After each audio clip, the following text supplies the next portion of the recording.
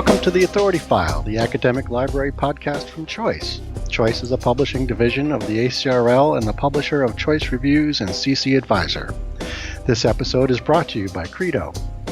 I'm Bill Mickey, the host of the podcast and the editorial director at Choice, and for this 4-episode series, my guests and I will be discussing how collaboration and information literacy factor into the first-year experience. These discussions are part of a longer series on the first-year experience that Credo is presenting with Choice. Next month, we'll look at some of the other components that help make a successful first-year experience program. But right now, and for the episodes that follow, I'll be joined by Ray Pun, a doctoral student in educational leadership at California State University, Fresno, Lisa Janeke Hinchliffe, professor coordinator for information literacy services and instruction in the University Library at the University of Illinois at Urbana-Champaign, and Laura Cole, director of library services at Bryant University. In this second episode, our discussion focuses on InfoLit, the first-year experience, and collaboration in practice, anchored by a case study from Laura, who describes how Bryant University developed an award-winning first-year experience program that deeply integrated the library into campus-wide student success programming.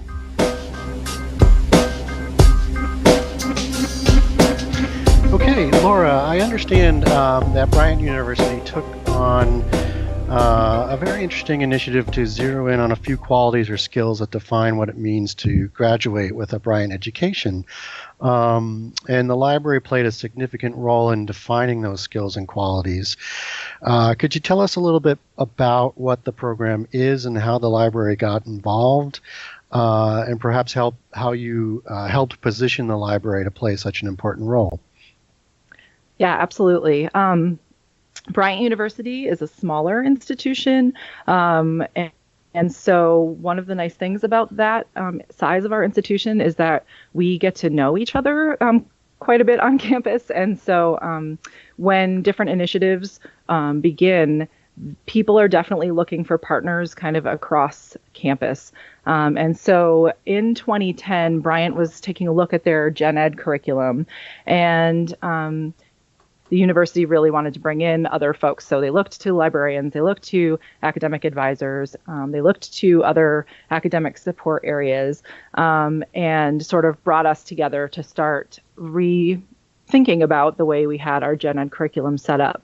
And at that time, in a few years prior, there was this big shift in higher ed from this really content-driven learning to this learning outcomes sort of driven learning. And so we were hoping to get on board with that. So in 2012, we launched our first year experience sort of curriculum. It's called the Gateway Curriculum. It is made up of 4 courses, 4 regular full-time courses, and then one credit design thinking experience. And so those are sort of the components of it. And the library was able to be part of it just from being there at sort of that ground level. So we were able to be part of looking at what our gen ed was made of, looking at what was going on in higher ed, looking at what we really wanted Bryant students to be when they graduated. What were the skills that were the most important for these people who are going out into the working world? What could we say, this is the Bryant education, and sort of stamp them with that? Right. And so it was nice because also the library staff, we have a great staff that's very innovative and can sort of see how the librray can kind of make its impact on anything. It's pretty interesting. It's like, oh, there's this initiative happening with athletics. Well, the library can blah, blah, blah. And so we've definitely been a place where I think people are like, oh, that library's doing some cool stuff over there. Maybe they might have some ideas for what we're working on. And so that has been, a major help for us as far as getting our sort of word out there. I'm wondering, during the initial phases of developing the Gateway program and everything, I mean, how much advocacy and what kind of advocacy or how aggressive were you guys in terms of being involved in all of this with the rest of the school? And, were you just at the right place at the right time, or did you really have to kind of position yourselves in a way that you all had a seat at the table with everybody else and sort of planning, the looking at the broader curriculum goals of the school itself? So I'm going to say we were like half and half of what you Okay. said. So half of it was definitely like needing to advocate, and that half was really before we launched this. We had a first year experience course that was a 1 hour a week class where the students met over the first semester, and there was a lot of student success kind of issues were discussed there. And at that point, we were trying to get into that class a bit more and saying like, oh, everyone should have like a library session. And there was some feeling of library fatigue, I would say, at that point, where Really? people were sort of like, you get the library in a lot of other places, and so we don't necessarily think we want the library here. And I think some of that may have just stemmed from past old school bibliographic instruction sessions that didn't necessarily relate directly to what was being discussed in class. It was just sort of like here's a whole overview of the entire library, no context, bang. So so there was some advocacy that needed to happen there. But then on the other side of that, we had librarians who were also helping to teach some of those sections. So with that commitment that we were showing by, saying that we had some expertise with student success issues, we had major interest in what was happening with our first year students, and then of course with these learning outcomes that were going to be coming down the pike. We did have some buy-in with people, and I would say that the person who's our assistant dean for student success, she was Lori Hazard. She was the person who was running that first year experience course before, and then ended up being one of the leads for the Gateway curriculum, and she is a big partner with the library too. So we had some collaborations and some connections and some networks that we were advocating for each other in those kinds of ways. So that was great. Are your first year students great researchers? Let's be honest, the answer is probably no. Websites like Google and Wikipedia have spoiled users with convenience while flooding the information landscape with sources ranging from shoddy to outright duplicitous. Credo Online Reference Service can help. Its user-friendly interface gives students the convenience they expect, paired with the authoritative content librarians demand. Features like topic pages, the mind map, and real-time reference make it ideal for demoing the research process during instruction. Visit corp.credoreference.com for more details and to download the interactive Credo FYE guide, Practices for Enhancing Instruction, which features prominent librarians offering step-by-step activity plans and best practices. There's one thing I wanted to sort of go back and touch on, Laura, and Ray and Lisa, I'd be interested to hear what you might have to say. And that's, Laura, you mentioned, Bryant is a smaller size school, and so they're, sort of a small town aspect where everybody kind of knows everybody else. But Ray and Lisa, I'm wondering if you might weigh in on what Laura just described. How might a library at a larger institution who may not be benefiting from the closer relationships they naturally would have based on the size of the institution, perhaps, how might they kind of go through this same process that Laura has described? Oh, sure. Yeah, I was still thinking about what Laura was saying before and how I've worked in smaller institutions and bigger institutions, and I totally agree that in the smaller context, obviously you can do many activities, and there could be a level of fatigue and even burnout in a sense of, you're just seeing the same kind of role from the library, but coming out from this sort of a narrow approach, meaning that when the stakeholders in the smaller institutions, they work with libraries, they see more flexibility and they see more of that, but then it's sort of like it takes away from the library itself, considering the library is also a small team and small staff. So there is increasing demand for new engagements and new collaborations. But at a bigger institution where I worked at Fresno State, I definitely see that it was important to constantly communicate and break this stereotype that the library has just these kinds of resources, these kinds of services, and we can't do anything more than that. And it's interesting because the library itself has its own legacy and institutional history and practice and relationship with different stakeholders, even before the librarians who are actually making these pavements, these new interactions coming in, and have to sort of redefine the role of the library. And that requires a lot of work too. So I feel like I have to probably think a little bit more as I'm thinking about your question. Okay. Yeah. Yeah. Lisa, anything you wanted to add, or?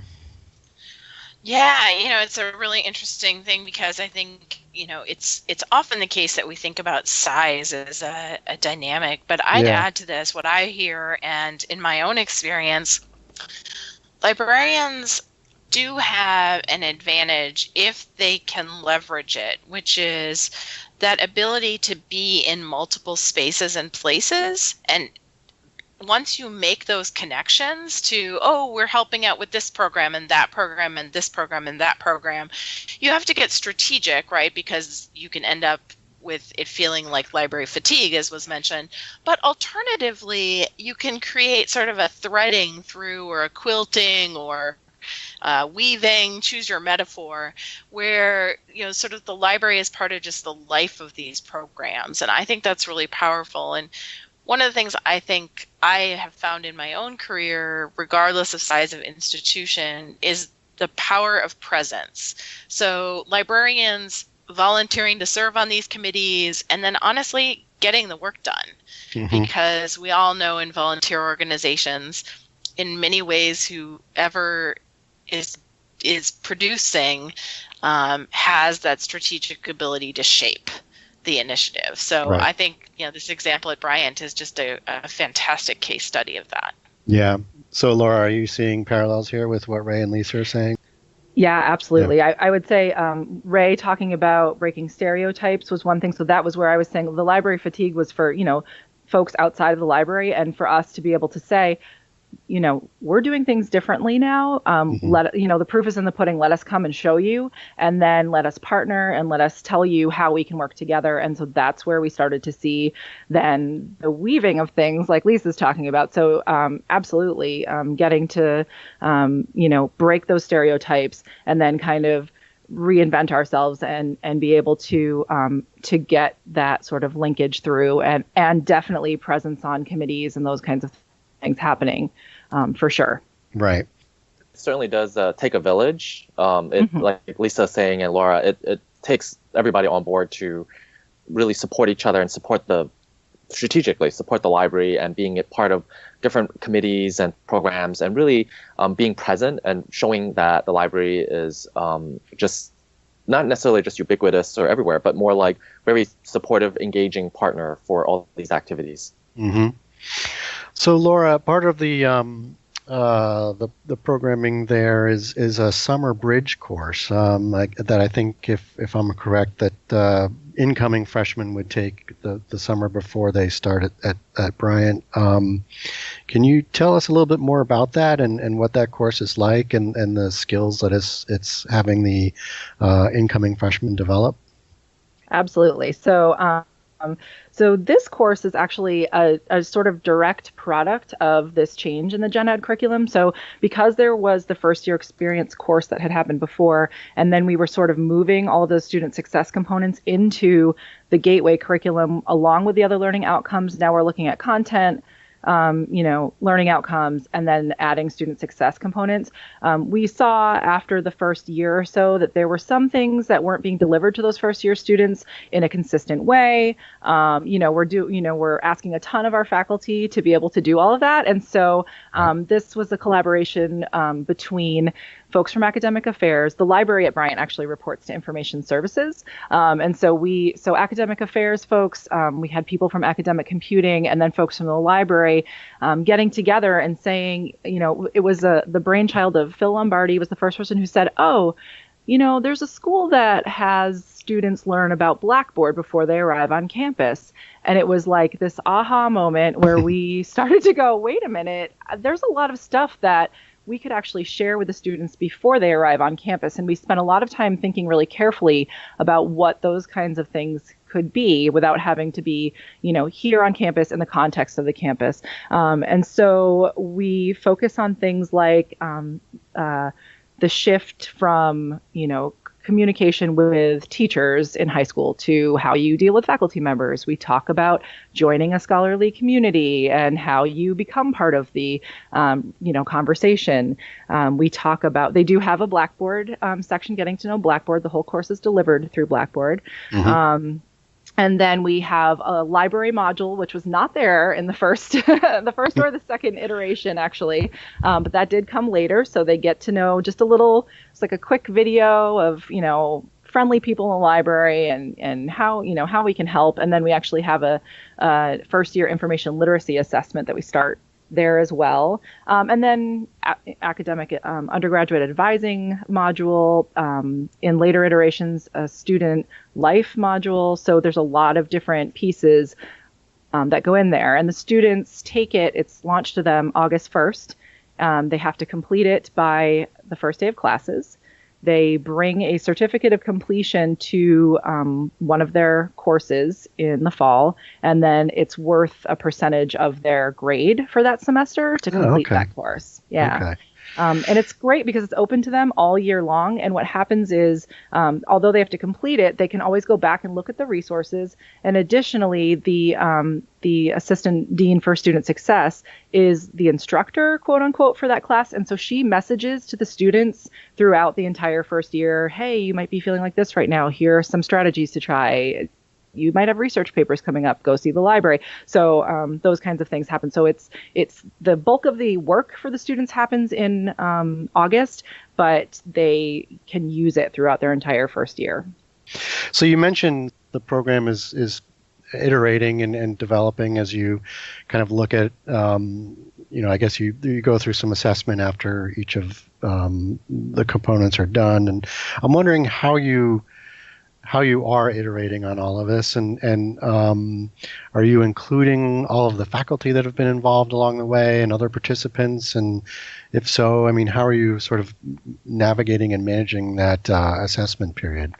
Absolutely. So the course is self assessed. So as the students move through the modules, they have an assessment that happens automatically in Blackboard through each section. Okay. And then at the end there is a survey that we give to the students asking them about, what different modules they enjoyed the most, which ones they felt like helped to prepare them for college more, things like that. So we get that information from them. Additionally, while the course is pretty much self-assessed, there are some pieces that we pull out and we can use to sort of do some intentional work with first-year students. So there's a module that has the students take the locus of control survey, like a self-assessment. And so we've done some interesting work with our OPIR office, our institutional research office, looking at sort of GPAs and relationships to locus of control. And so that's been an interesting thing where, we have some more work happening there. But as far as iterating the actual course itself, we look at the survey and then we do reviews with what are we seeing in the classes? What are the issues that might still be coming up with the students that we've been trying to address in the course? And we do that work each year. We pull in faculty as we can. We have a retreat each June where all the folks who teach in the first year curriculum come, and that's where we do a lot of brainstorming, thinking about how we might iterate the course. As you can imagine, we have lots of people who want to be in the course, like, oh, it'd be really great if we could, message this to the students during this course. So we're very, very, explicit about what stuff needs to be here, what things can wait until they get to campus, and things like that. So we make sure that we're keeping it, the message pretty pure in the course.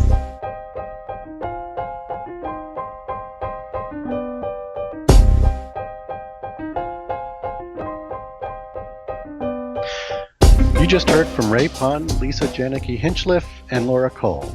This concludes the second of our four-part series on how collaboration and information literacy factor into the first-year experience. This episode was brought to you by Credo.